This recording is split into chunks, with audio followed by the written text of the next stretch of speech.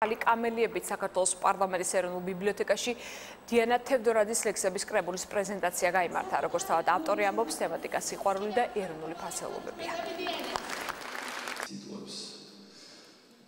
საჭიროა რისთვის ვართ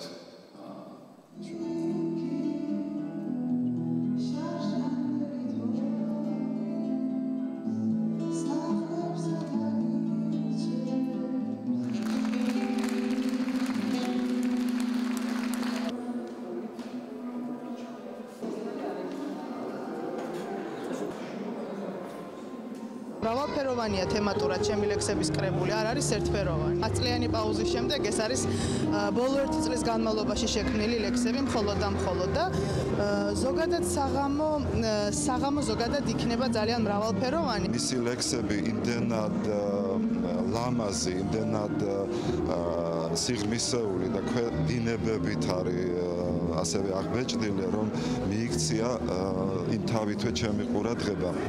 და არა მარტო ჩემი, მე ვიცი, რომ მის პოეზიას ბევრი თაყვანისმცემელი ყავს.